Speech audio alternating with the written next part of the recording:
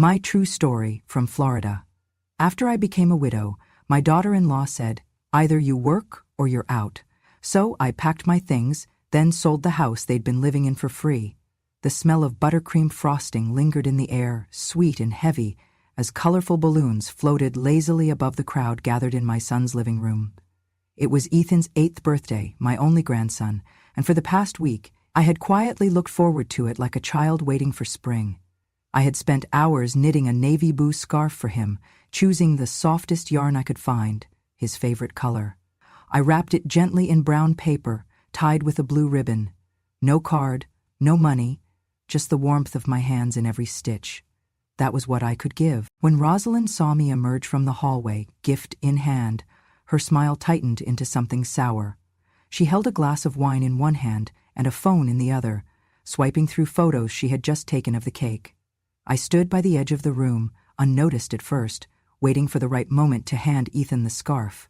He was sitting cross-legged near the coffee table, surrounded by other children, his cheeks still smudged with chocolate frosting. "Ethan, sweetie," I said softly, kneeling beside him.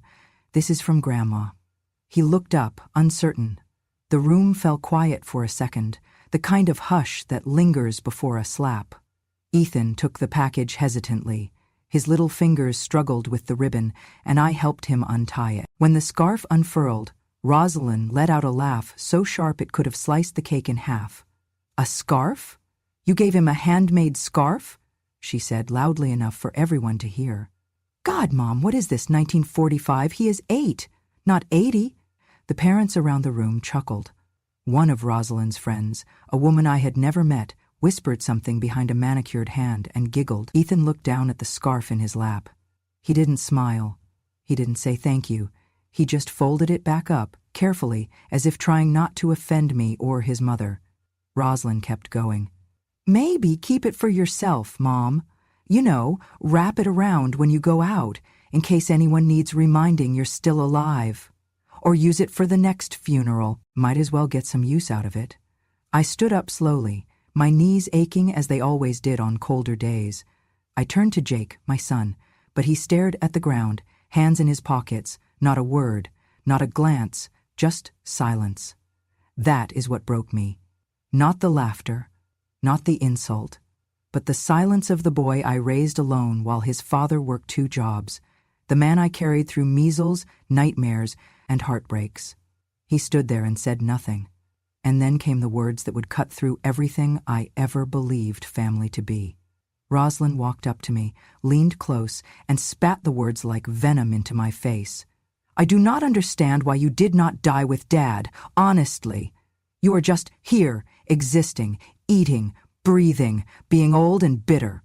If you are not going to get a job, then do us all a favor and get out. Leave this house and do not come back. Ever. Do you understand?" The room went quiet again. No one laughed now, not even her friends. Even the children turned toward us, sensing something wrong. My hands were shaking. Not from fear, not from grief, but from something else. Something slow, deep, and rising. A kind of fury that simmers only after you have been hurt by the ones you once gave everything for. I looked at Ethan, who was holding the scarf against his chest now, confused, unsure if he should defend me or pretend not to see. I gave him a small smile, the kind that says, "It is okay," when everything inside you says, "It is not." I turned, walked back toward the kitchen, past the leftover plates, past the soda-stained napkins, past the scraps of balloons tied to chairs. In the corner, there was a drawer no one ever opened, the kind of drawer that belonged to the person who used to run the home before it became someone else's. I opened it. Slowly, deliberately. Inside was a folder. Faded yellow, edges soft like old paper. Inside that folder were the documents my late husband had left me. Our will, the property deed, bank account information, insurance papers. I pulled them out carefully, not with panic, not with fear, but with the steadiness of a woman who just stopped hoping her family would do right by her. There, in black and white, was my name. Margaret Edith Coleman. Judy Coleman on every envelope, every family photo, every Christmas card. but M.E. Coleman on the deed. The same name I had written on the first brick we laid beneath this house in 1978. The same name I used when I signed the loan that built it. The name my son no longer remembered, and my daughter-in-law never knew. I closed the folder, placed it gently back in the drawer, and closed it again with a soft click. I took a breath, then another. My hands were still now. I had not cried, not once. Not even when Jake said nothing, not even when Ethan looked away, not even when the scarf I made was laughed at like a rag. That is when I knew. They had forgotten who I was, but I had not. They had erased me from their life story, but I still held the title to the house they called their own. And I was done waiting for them to remember. That night, I did not eat cake. I did not say goodbye. I did not make a scene or raise my voice. I sat on the edge of the bed in the guest room and stared at the scarf in my lap. I touched every loop, every knot, every soft curve of yarn. I had given them 37 years of my life, and they had given me an expiration date. But the thing about old women like me, we remember. We do not shout, we do not break things. We build them, and we end them. Quietly. Tomorrow I would start packing. The first time I saw the land, it was nothing but white sand and scrub.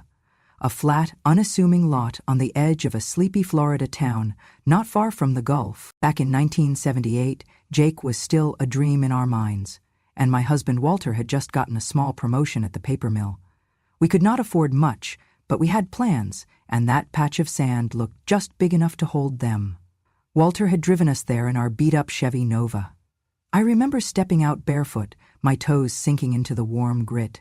The sun was setting, streaking the sky in oranges and bruised purples. I turned to him and said, "This is it?"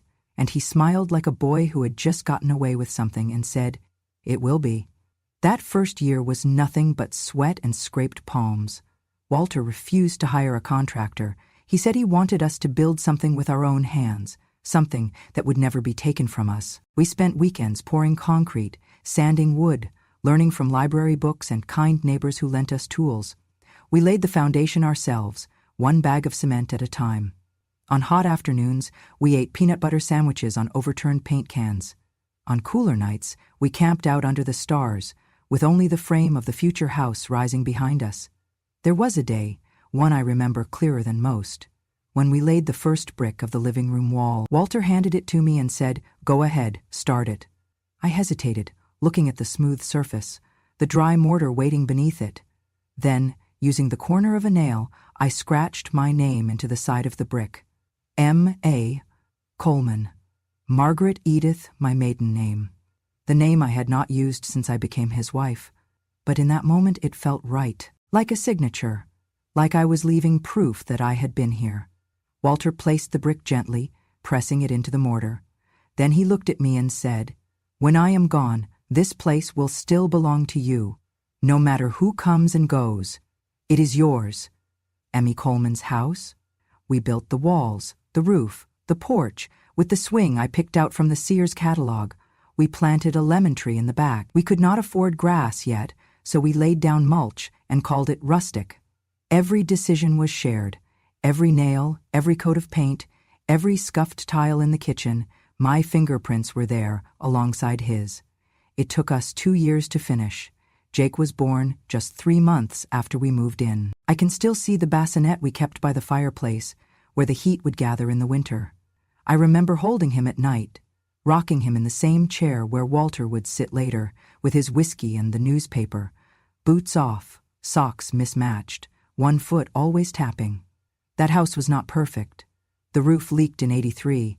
The AC gave out twice during Florida summers that could melt the skin off your bones. We had to replace the plumbing after a hurricane backed up the drains.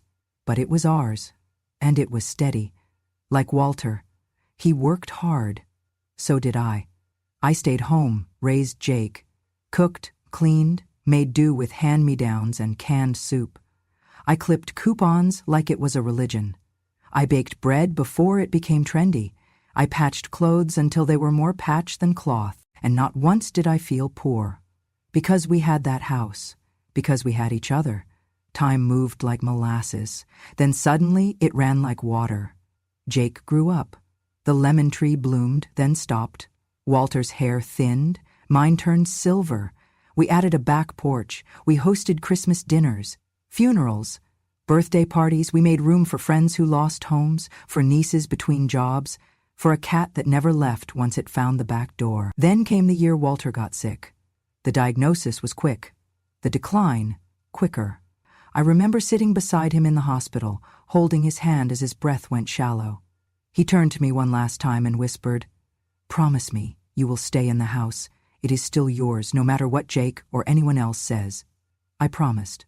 I meant it. After he died, I lived alone for a while. At first, the silence was unbearable. Every creak of the floor, every ticking clock sounded like a voice missing. I kept his slippers by the bed. I talked to his chair like a fool. But the house, our house, held me. It kept me upright when I felt I would collapse. It reminded me I had lived, that I still mattered. When Jake and Rosalind offered for me to move in with them, I hesitated. But the loneliness, it ate at you. And they made it sound like a kindness. "Come stay, Mom," Jake had said. "You should not be alone." Rosalind even kissed my cheek and said, "We will take care of everything." And so I packed a few things and left the house. Not for good, I thought, just for a season. I asked Jake to check in on it. He said he would. But the truth is, once I was gone, no one stepped foot in it again. The grass grew wild, the shutters peeled, and they treated it like a past they did not want to remember. But I never forgot. I still had the deed. Still had the name M.L. Coleman on every official document. Jake never asked. Rosalind never thought to check. They assumed that because I was old, quiet, and tired, I had also become powerless. But power is not in noise, it is in memory. In the way a brick holds its place even after decades of storms. And that house, my house, still remembered who it belonged to. I had not set foot in it since Walter's funeral. But now, as I sat in a home I no longer recognized as mine, surrounded by people who treated me like a ghost they forgot to bury, I realized something. It was time to go back. Walter's funeral was short, cold, and far too clean. There were no stories, no tears, no laughter in remembrance.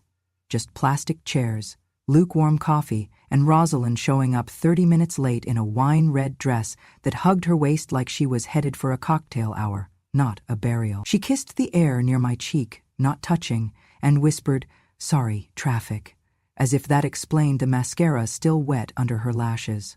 Jake did not say much that day. He stood beside the casket like a man waiting for a bus, eyes hollow, mouth tight. I sat alone during the reception, a paper plate of macaroni salad untouched in my lap. No one offered me a seat beside them. No one asked if I was eating. I watched as Rosalind chatted near the wine table, laughing at something someone said about old-school men who never went to therapy. After the service, Jake took me aside and said, "Mom, come stay with us. You should not be alone right now." I looked at him, searching his face for sincerity, for anything that resembled the boy I once held to my chest during lightning storms. But all I saw was exhaustion, and something else, obligation. Still, I nodded, because grief makes you say yes to anything that sounds like shelter. The first week at their house was quiet. I stayed in the guest room, made my bed each morning, folded my towels neatly. Rosalind was cordial, even warm at first. She brought me herbal tea and told me to settle in. Ethan, my grandson, peeked into my room every morning before school and whispered, "Hi, Grandma," like a secret he was not supposed to share. But by the second week, things began to shift. The herbal tea stopped appearing. The guest room towels disappeared and were replaced with a single hand towel. I began cooking breakfast one morning, eggs and toast, the way Walter liked them, and Rosalind walked in, eyebrows arched. "Oh," she said, staring at the pan. "You cooked now?" "I thought I'd help," I replied, smiling. She blinked once. "Just make sure you clean everything. I hate grease, and please don't season the eggs too much. Ethan's palate is delicate." From then on, I cooked every morning, and lunch, and dinner. I did laundry, I scrubbed the bathrooms, I vacuumed. I picked Ethan up from school when Rosalind had errands. I stayed silent through most dinners because, as Rosalind explained once in front of Jake, mealtime is for processing, not for noise. One evening, as we all sat around the dinner table eating takeout Chinese, I asked if anyone wanted more rice. Rosalind froze, her chopsticks mid-air. "Mom," she said, her voice sweet as antifreeze, "we're trying to teach Ethan about boundaries. Dinner is a no-interruption zone, remember?" I nodded. Jake did not look up. A few nights later, I found myself craving something cold. I tiptoed to the fridge, careful not to wake anyone, and poured half a glass of milk. Just half. I was about to sip it when Rosaline's voice cut through the dark. "Seriously?" I turned to find her standing in the hallway, arms crossed. She walked in, flipped on the kitchen light, and pointed to the glass in my hand. "Booze is off limits in this house after 9, she said sarcastically. "Oh wait, it's just milk. Are we rationing childhood now? You drinking up Ethan's future too?" I did not respond. I simply put the glass down, washed it, and went back to my room. A week later, I had a doctor's appointment. Arthritis in my knees had flared up, and I needed a refill on my prescription. I took the bus there and back, stopping to pick up groceries along the way. Chicken thighs, a small tub of yogurt, and a bouquet of sunflowers on sale for $2.79. I arrived home around 6:30 p.m. The porch light was off. My key turned, but the door would not budge. I knocked softly, then louder. Rain began to fall. Light at first, then heavy. I knocked again, this time calling out, "Jake? Rosalind?" No answer. After 20 minutes, I walked to the side of the house, sheltered under the narrow overhang, and sat on the patio bench, clutching the sunflowers to my chest. When the door finally opened, Rosalind stood there with a towel and a frown. "Oh," she said flatly, "we thought you were in your room. We locked up early. You should have called." "I do not have a cell phone," I reminded her gently. She tossed the towel at me. "Maybe it's time you get with the times, or stop wandering like a stray cat." The next morning, I reached into my drawer for my arthritis medication. The bottle was gone. I checked the bathroom. My purse, my coat pockets, nothing. At breakfast, I asked if anyone had seen it. Rosalind sipped her coffee without looking up. I threw it out. My heart stopped. "You what? You heard me?" She leaned back in her chair. "You're already halfway to the grave. Why waste time numbing it?" Jake cleared his throat. "Rosalind, no," she snapped. "I'm serious. We have a child in this house. I don't want pill bottles lying around. She can drink our milk, fine, but no pills." I stood there for a moment, stunned. My knees screamed in protest from yesterday's walk, and now they would have no relief. But more than that, I felt something shift. It was not just rudeness. It was not even cruelty. It was the moment I became disposable. I went back to my room, closed the door, and stared at the wall. And then I began to plan. It started with whispers. That is how erasure begins. Not with fire, but with murmurs. I was walking past the living room one afternoon, carrying a basket of freshly folded towels, when I heard one of Rosalind's friends say, "Oh my God, she's still here?" The other woman, someone I recognized from church years ago, snorted. "I thought she passed with her husband. Didn't she have, what was it, early dementia or something?" They both laughed. Rosalind did not correct them. Later that evening, she handed me my mail, a small stack she had kept on the hallway table unopened. There was a bank statement among them. I noticed the envelope was already sliced open. "You opened my mail?" I asked, keeping my voice level. She smiled. "Oh, Mom, come on. It's not like you're running a business empire. I just wanted to make sure your pension deposits were still coming in." That week, she asked if she could help manage my monthly checks. "You're not spending much," she said sweetly. "And with inflation, it's easier if I keep your card with me. You know, just to grab groceries, stuff for the house." I refused, at first, but she brought it up again, this time in front of Jake. "She's getting forgetful," Rosalind said.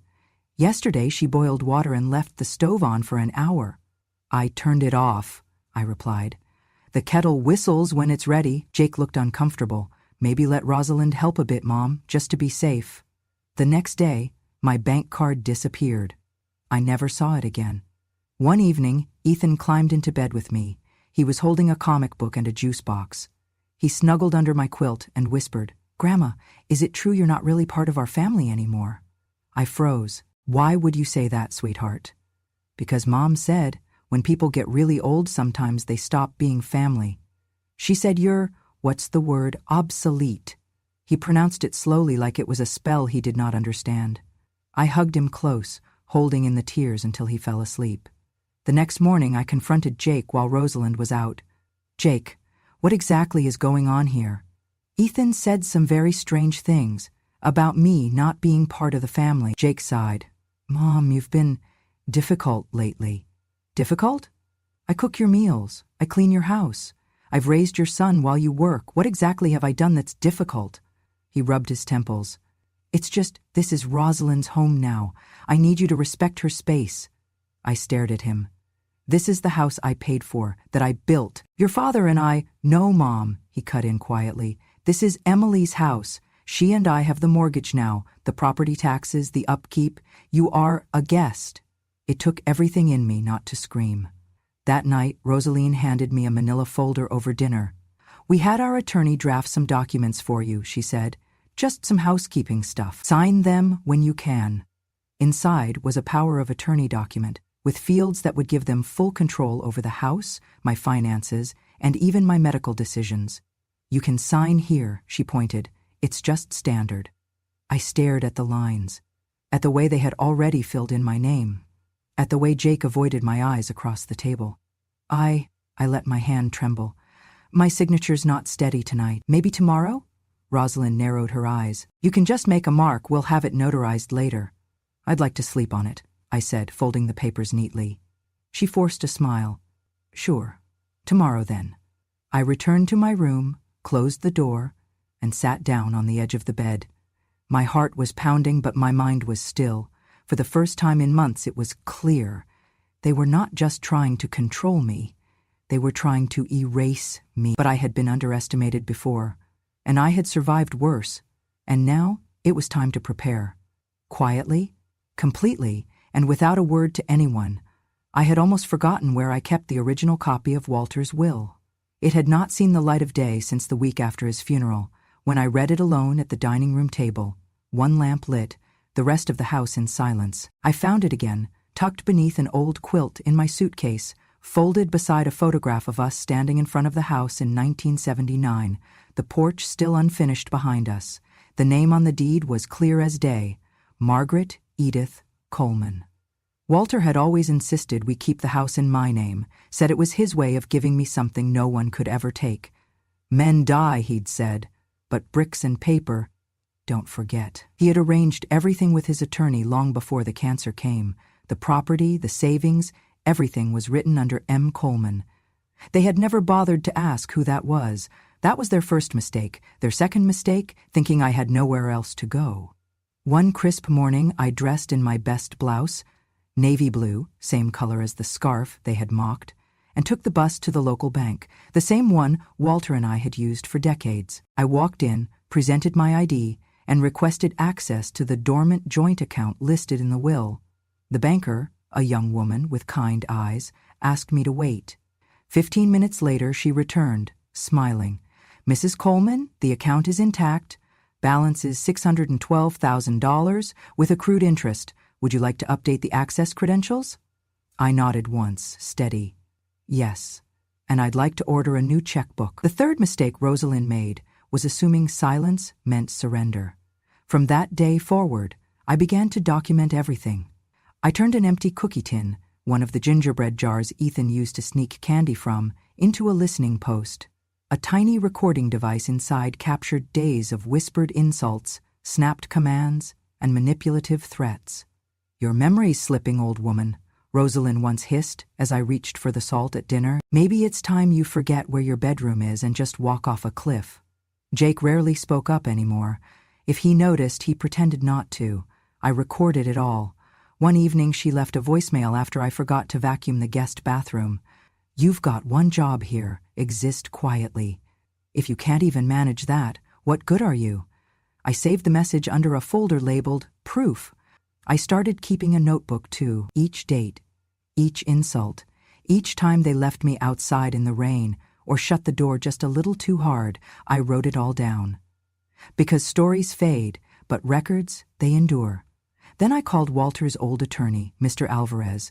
He was retired, mostly, but he still handled estate transfers for a few trusted clients. I explained everything to him, down to the birthday party scarf, the milk, the missing pain pills. He listened without interrupting. When I was done, he said, Margaret, are you sure? I looked him straight in the eye. I'm done being erased. Within a week we had drawn up papers to transfer the house, not to Jake, not to Rosalind, but to a young Latin couple with 2 daughters, both parents working double shifts, but dreaming of a backyard for their kids. I had met them once, briefly, through the church's food pantry program.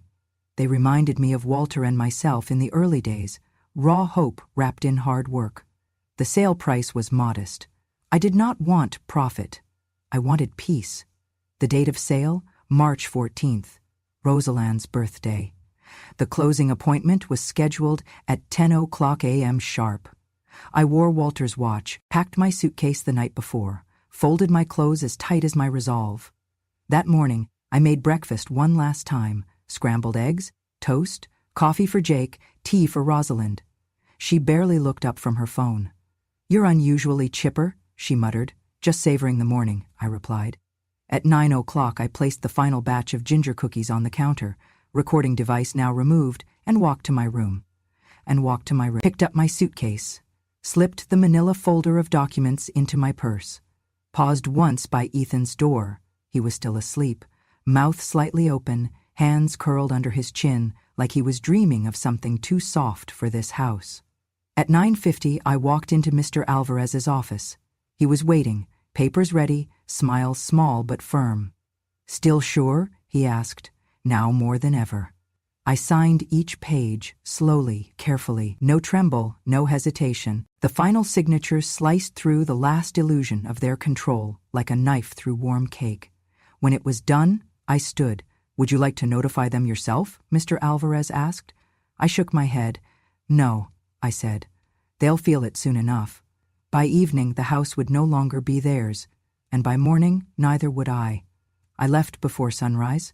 The house was still asleep, the kind of quiet that felt earned, not the silence of tension, but of peace before a storm. I zipped my small suitcase, the one with the scuffed wheels and faded navy stripes.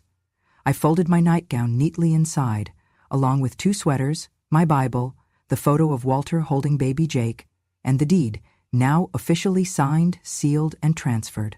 On the kitchen table, beside the cookie jar that had once hidden their recorded cruelty, I placed a folded note. My handwriting was clear, deliberate. "I release you from the burden of my presence. This house is no longer yours. Please vacate in peace." No signature.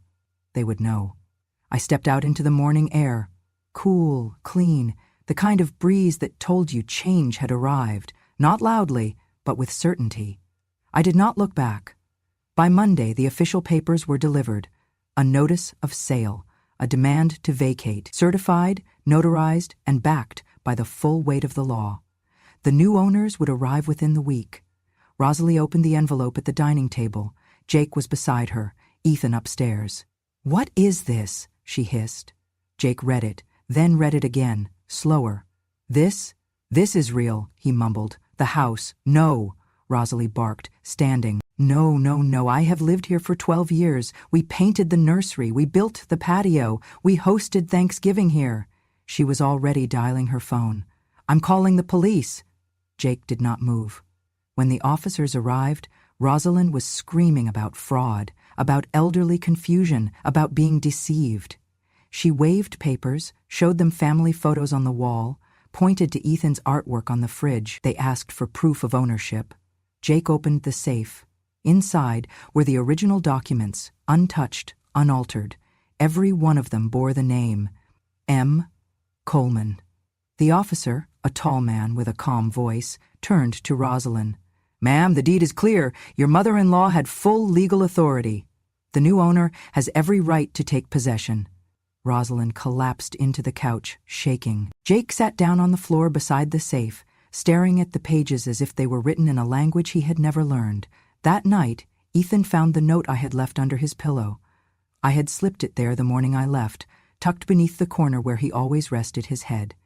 It read simply, "Even when the world forgets kindness, you must remember it. I love you." He cried. Then he found his old Chromebook and sent me an email. Subject: "Please come back. Body. Grandma, I do not believe what they said. I know you are not gone forever. I miss you. I miss the way your cookies smelled. I miss the way you made the blankets warm before bedtime. Are you safe? Please tell me you are safe. If you forgive us, can I come visit you? Love, Ethan. My lawyer received it.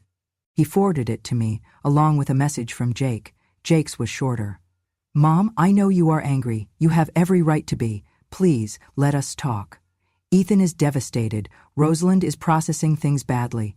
But I take full responsibility. I should have protected you. I am sorry. Please give us a chance to fix this.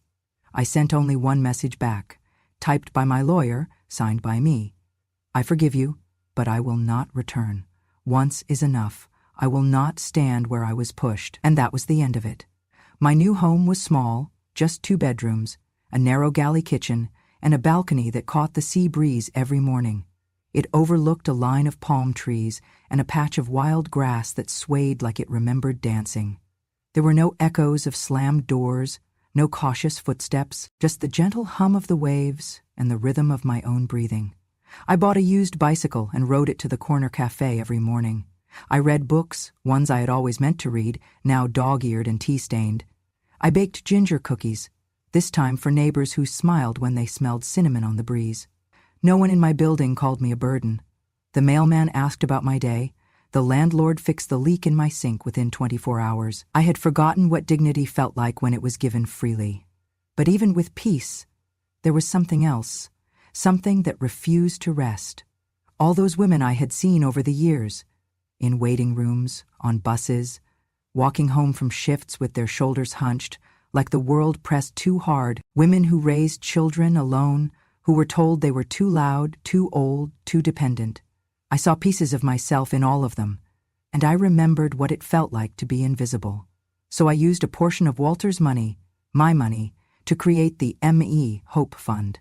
M.E. for Margaret Edith, for the name they forgot, for the woman who refused to stay erased, hope for every woman who needed a roof, a meal, a second chance. We started small. Grocery vouchers, rent assistance, 1-week motel stays for mothers escaping bad homes. But it grew fast. A local news anchor picked up the story.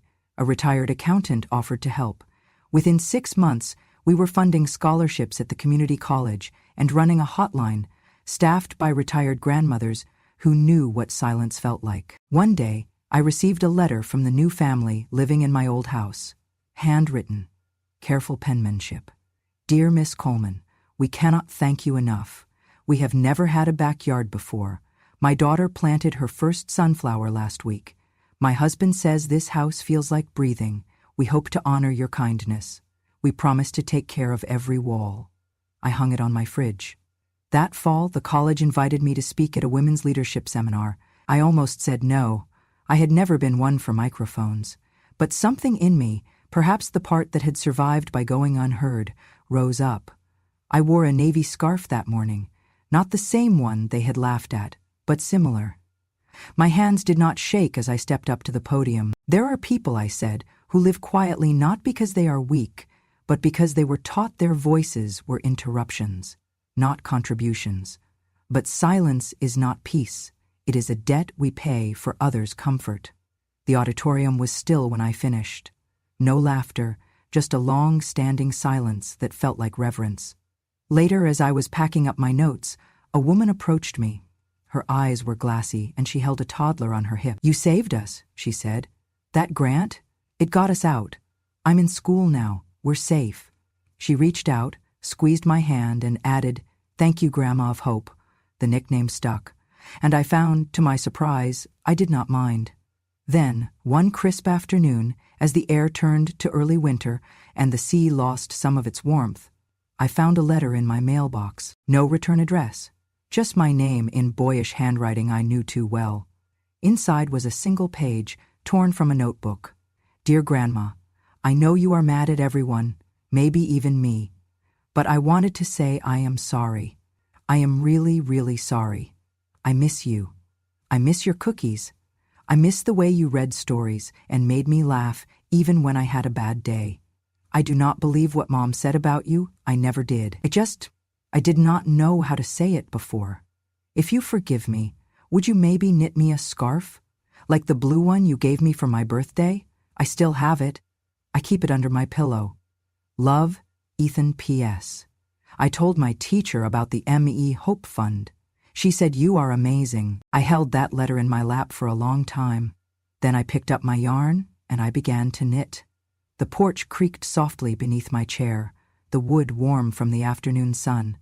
My hands moved in rhythm, looping the yarn, pulling it through, forming rows of soft navy stitches, the same blue as before, only this time the gift would reach the heart that had never truly closed. The scarf was almost done. I had chosen a pattern simple and quiet, like the boy who had once tiptoed into my room, clutching a comic book in a juice box. A postcard sat on the table beside me, the address already written in careful script. To Ethan Coleman. The wind picked up, carrying the salt of the sea. I paused, looked out over the horizon, and remembered the way Walter used to sit beside me, one hand on my knee, the other holding the morning paper. He used to say, "You do not need to shout, Mags. When you live deep enough, the world goes quiet just to hear you think." He was right. For years I thought being quiet was something done to me, a silencing, a punishment. But now I saw it clearly. Silence could also be a choice, a kind of power. One that waited, one that watched, and one day, when the time was right, it answered. I never wanted revenge. I wanted remembrance. To be seen, yes, but more than that, to be respected for what I had endured, for what I had built, for the invisible strength that carried generations forward without needing applause. I opened my notebook, the same one I had used to record the insults, the legal documents, the appointments with Mr. Alvarez, but now its final pages were filled with something else. The first draft of a letter I had written, addressed not to a judge or a bank or even my son, but to anyone who had ever been made to feel small. Here is what it said. To whoever finds themselves called a burden, you are not alone. If you have ever stood in the kitchen and heard your name twisted into shame, if you have ever been told that your value is measured in productivity, not presence, if you have ever swallowed your truth just to keep peace in a room where no one noticed you, I want you to know this. You are the root, not the leaves that dance in sunlight, not the fruit that draws praise, but the root, deep, steady, unseen. You are what holds the whole thing together, and one day, when the leaves fall and the branches crack, someone will look back and understand that it was you who kept the tree alive. Do not wait for their applause. They will not always offer it. Live quietly, live well, and when you go, let it be on your terms, not as someone cast out, but as someone who simply decided to bloom elsewhere. With love and respect, Judy M.M. Coleman. I folded the scarf, placed it in a soft cotton bag, tucked the postcard inside, and sealed it. At the post office, the clerk smiled as he weighed the package. "Birthday gift?" he asked. "Something like that," I said. That evening, I returned to the porch. The sky was streaked with gold and lavender. I sipped my tea and listened to the birds, the waves, and my own breath. No shouting, no chaos, just peace, and the quiet certainty that I had not been erased. I had simply chosen when and how to speak. Thank you for listening to my story. If this memory stirred something in your heart, if you've ever been overlooked, underestimated, or called a burden, I hope you carry this truth with you. Silence is not weakness, and dignity has no expiration date. I may have lived most of my life in the background, but when the time came, I remembered who I was, and I acted not out of rage, but out of remembrance. This was not just a story, it was my life, and I have more to tell. Subscribe to Grandma True Stories for more true tales from the quietest woman in the room, because when a grandmother speaks, the world finally listens.